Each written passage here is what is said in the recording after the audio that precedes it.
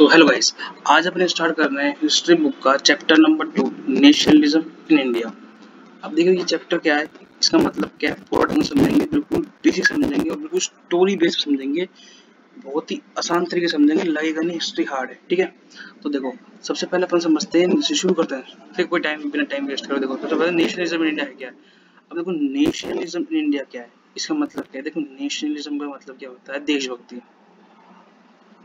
ठीक है, देशभक्ति।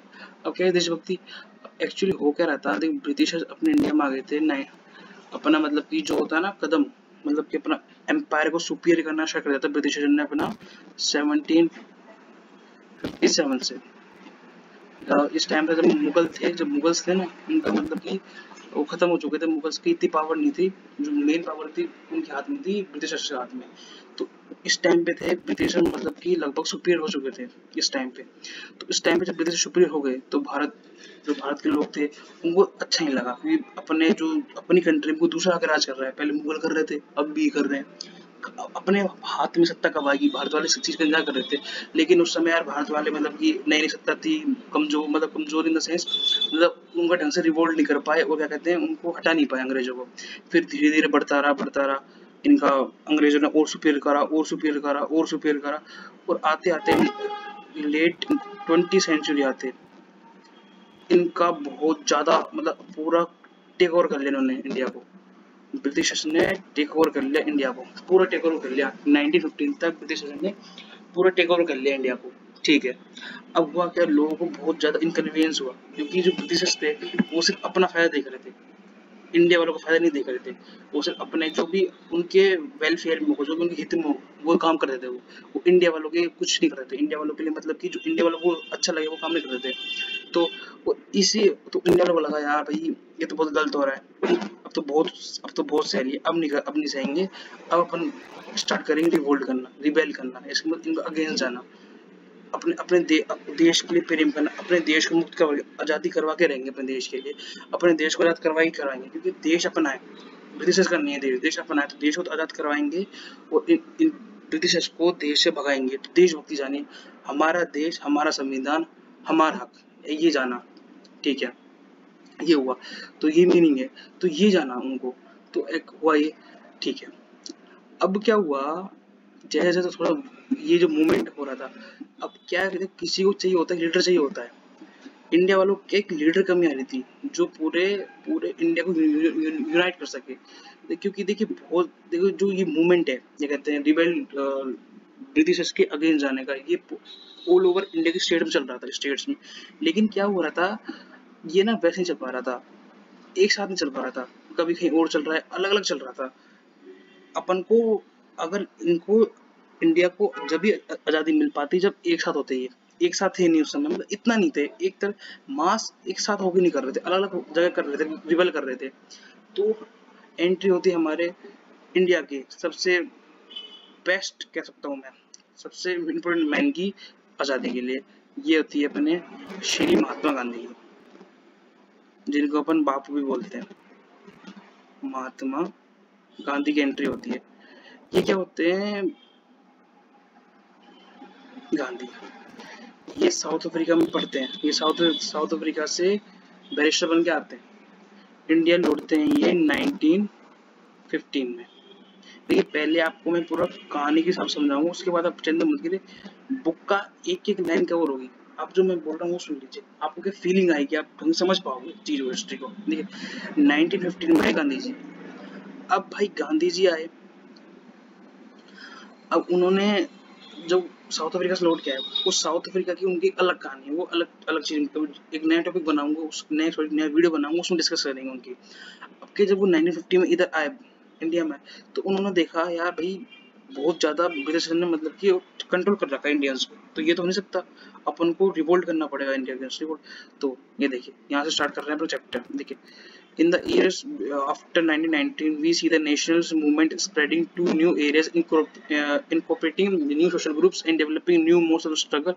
How to understand these development, what implication did they have? इसका मतलब ये जो बता रहा हूँ कि वो उस समय आते आते बहुत सारे सोशल ग्रुप्स फॉर्म हो गए, जो इंडिपेंडेंस के लिए एक साथ काम कर रहे थे, वो कर रहे थे, ये क्या सब कर रहे थे। अब हुआ ये कि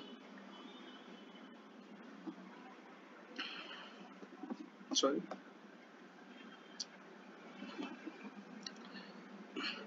तो इसमें सबसे पहले अपन पढ़ेंगे, ठीक है। अब इसमें आपको दिख रहा होगा ये फर्स्ट टॉपिक दे रखा है, क्या दे रखा है, first world war, first world war, खिलाफत मूवमेंट एंड नॉन कोऑपरेशन, ये 3 टॉपिक पढ़ेंगे इस वीडियो में अपन। और इस जो सेक्शन है ना, वन सेक्शन नंबर 1, इसको ऐसे क्लियर कर देंगे मजे से। देखिए सबसे पहले कहानी देखते हैं एक्चुअली हो क्या रहा था। जब ये टाइम था 1915 का, ठीक है। उस समय क्या था, जब महात्मा गांधी उन्होंने देखा यार भारत को, मतलब कि यार बहुत ज्यादा महात्मा गांधी आया यार, देखा यार मतलब बहुत बुरा हो रहा है इंडियंस के साथ, तो इसको कैसे सोल्व करें, क्या नहीं करें, क्या करें।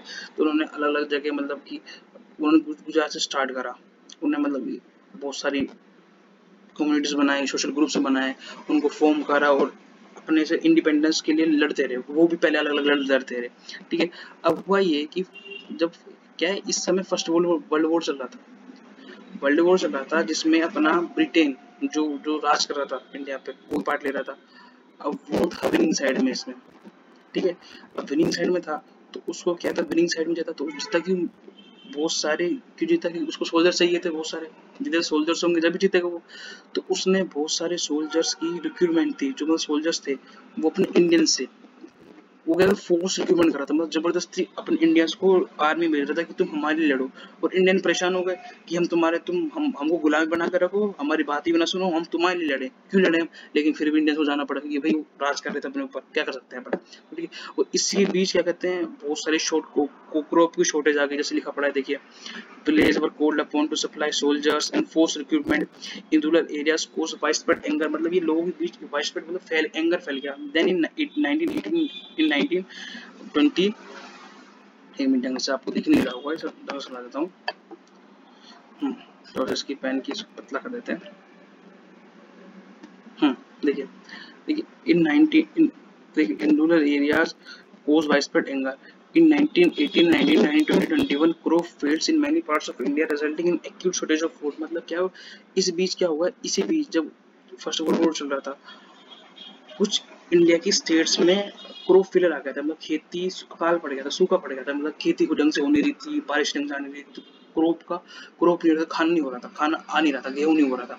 तो जिस वजह से क्या हुआ, जो 12 से 13 मिलियन पीपल है, 12 से 13 मिलियन पीपल है, उनको क्या करते थे, उनको punished as a result of the epidemic, मतलब अपने घर से भागना पड़ गया, वो करना मतलब किसी को अपना वो चेंज करना पड़ गया, कुछ इतने लोग मर गए इस वजह से, किसी को शिफ्ट होना पड़ा, अपने लोकल प्लेस कहीं और जाना पड़ गया, या मतलब कुछ आधे लोग मर गए, ऐसा होने लग गया, ठीक है। फिर क्या हुआ, फिर अब इस टाइम तक देखा गांधी जी ने, तब गांधी जी देख रहे थे सब चीज। अब गांधी जी ने कहा हमको वाइड स्प्रेड मूवमेंट सत्याग्रह लॉन्च करने का, मूवमेंट लॉन्च करना पड़ेगा सत्याग्रह। अब आती है अपने मेन हीरो की बात, Gandhi ji. Mahatma Gandhi return to India in January 1915, जो मैंने बताया, एज यू नो, जो बताया, he had come from South Africa where he had successfully fought the racist regime with a noble method of mass agitation which he called सत्याग्रह। मतलब उन्होंने क्या है वहाँ पे ना बहुत सारे नोबल कोज के लिए फाइट करी थी, जो उन्होंने सत्याग्रह बोला था उनके लिए, जैसे कि उन्होंने रेसिज्म, जैसे काला गोरा के भेदभाव के लिए उन्होंने वो लड़ा, मतलब वो नहीं कह सकते सॉरी, मतलब उनके लिए नॉन वायलेंस पीस मूवमेंट का, जिनमें वो सक्सेसफुल भी थे गांधी जी। तो इस वजह से उनका इंडिया में बहुत नाम होगी, साउथ अफ्रीका से बहुत बड़ा लोग आ रहा है, बहुत समझदार है, जो ऐसे लोग, ऐसे जो रिवोल्ट्स है उनको, मतलब ऐसे जो अंग्रेजों को देश से बाहर छुड़ा सकता है। तो गांधी जी ने क्या करा, गांधी जी ने करा अपन एक मास मूवमेंट करते, सत्याग्रह करते हैं, ठीक है, अंग्रेजों के खिलाफ सत्याग्रह, ठीक है। लेकिन गांधी जी की सत्याग्रह की कुछ टर्म्स एंड कंडीशन थी। गांधी जी थे नॉन वॉयलेंस में विश्वास करते थे, मतलब अहिंसा में, कि अगर अगर अपन सच्चे हैं, अगर हम सच्चे हैं और हम सच्चे हैं और हम सच सही बात के लिए लड़ रहे हैं, तो हमको वॉयलेंस की यूज करने की जरूरत नहीं है, मतलब वो लड़ाई झगड़े करने की यूज नहीं है, वो शांति से हम अपनी चीज को ले सकते हैं। तो इसका मतलब है कि गांधी जी चाहते थे कि देश हमारा है, हम हम अंग्रेजों के खिलाफ सही लड़ रहे हैं और सच्ची बातों के लिए लड़ रहे हैं, तो जो अंग्रेज हमको बिना हिंसा के आजादी दे देंगे। गांधी जी की आइडियोलॉजी थी। तो गांधी जी ने लिखा पड़ा है, Gandhi ji believe that is धर्म of non violence could unite all Indians. ठीक है। तो आइडिया सत्याग्रह देखो, मैं अगर मैं पढ़ूंगा तो आपको बहुत बोर लगने लग जाएगा।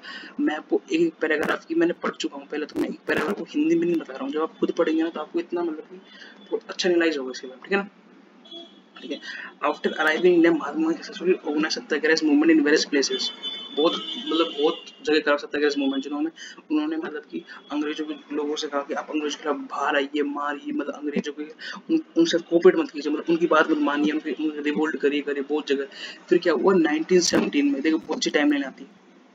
1917 में गांधी जी गए बिहार, वहां उन्होंने चंपारण गए, वहां उन्होंने लॉन्च करा, सॉरी 1917 खेड़ा खेड़ा गए थे, खेड़ा खेड़ा डिस्ट्रिक्ट गुजरात में, मतलब जगह होती है ना जैसे वो डिस्ट्रिक्ट होता है, तो वहां गए गांधी जी, और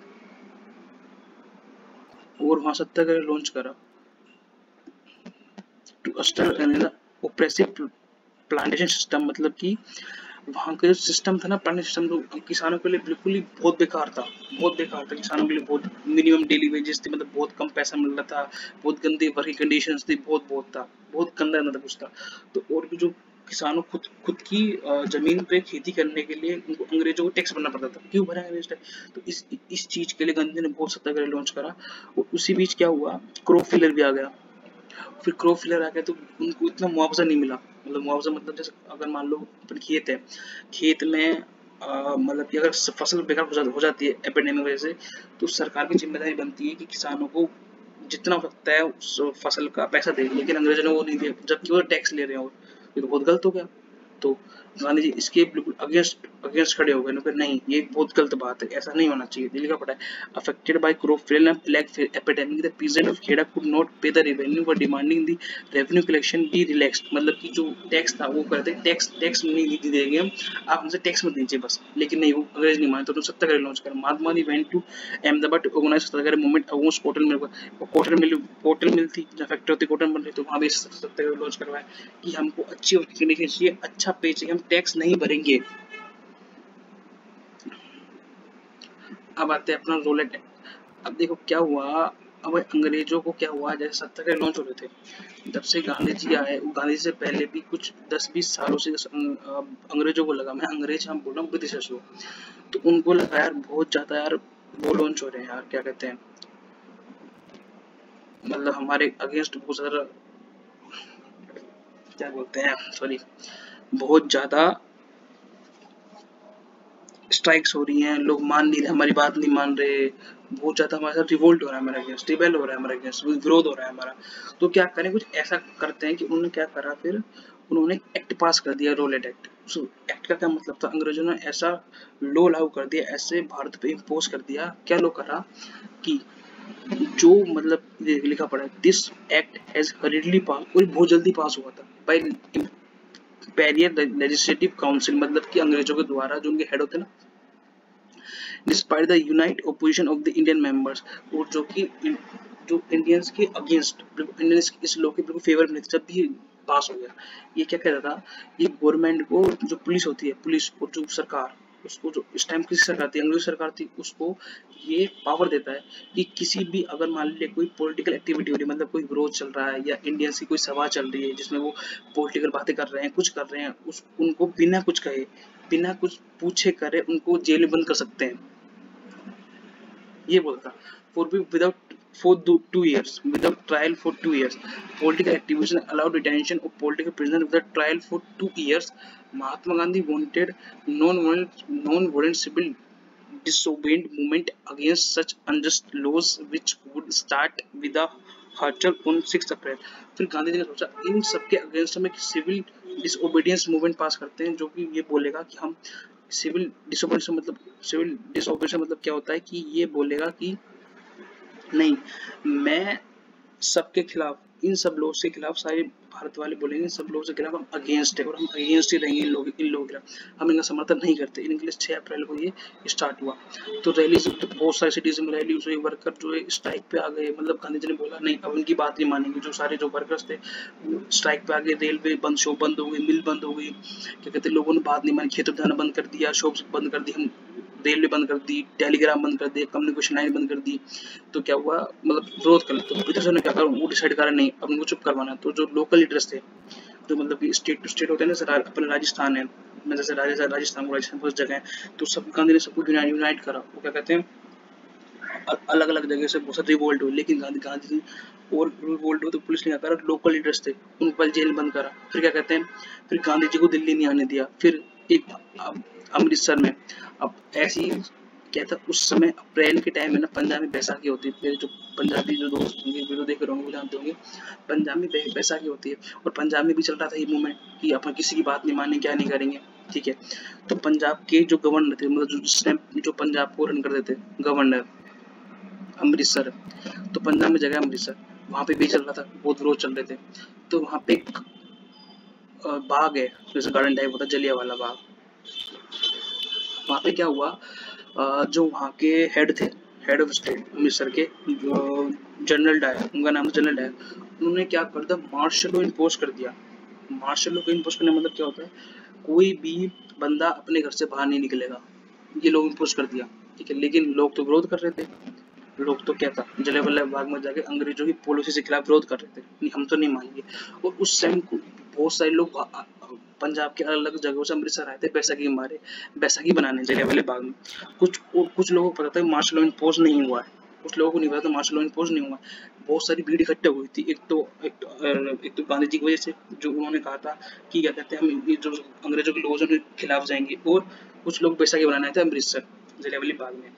अब क्या हुआ, तो जनरल डायर को लगा तो बहुत, मतलब ये डर नहीं रहे हमसे, तो इनको डराने के मारे जनरल डायर ने मतलब कि लोगों की भीड़ पे गोली चलवा दी, अंधाधुंध गोलियां, 1000 लोग मर गए। उसको जनरल डायर को बिल्कुल चिंता नहीं, उसने स्टेटमेंट क्या दिया कि मैं अंग्रेजों का डर बनाना चाहता था भारत के लोगों के लिए, इंडियंस के लिए, कि वो मेरी बात नहीं सुन रहे।